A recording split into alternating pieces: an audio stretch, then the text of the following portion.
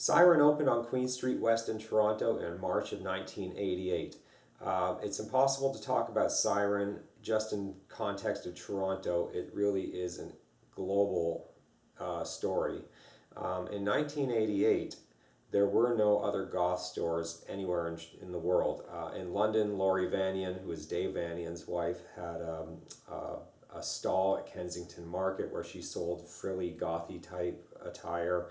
Ad Hoc Shoes in London, which catered to punk and new wave clientele, sold, black, spiky, stuff that's the early death rockers, which would become the goth scene, shop there.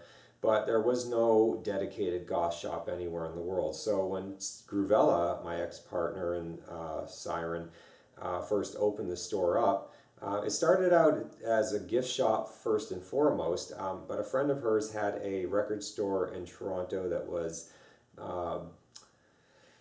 sold a lot of UK imports, punk, new wave type stuff was a big part of it, and Gruvella's own interest in that kind of music, she started bringing in some of those kind of products into Siren.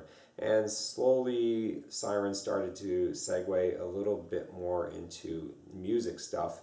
Her decision to bring in lip service stretch black jeans was a big one because that was how I found the shop actually in 1990. It was the only place in Toronto to get the sort of classic punky rock and roll stretch black jeans. And by 1991, I had become a full partner in the shop, and I was able to help Gruvella expand the business and expand the product lines dramatically in a very short period of time, to where we turned Siren into a full-time, full-blown goth store. It was a lifestyle store. It wasn't just clothing. We had footwear, we had makeup, we had a library, we had furniture, we had home accessories. It was gothic lifestyle, and it was the hub of the goth scene in Toronto. Everybody came there for everything. And again, we were the first anywhere in the world. It was the first bricks and mortar shop of its kind.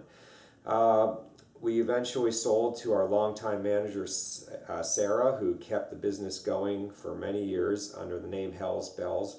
But what's significant is that Siren, even though the name did change, its legacy continued on, and we had, it closed earlier this year in 2013, and it attained the 25-year mark, which was a very, very significant run.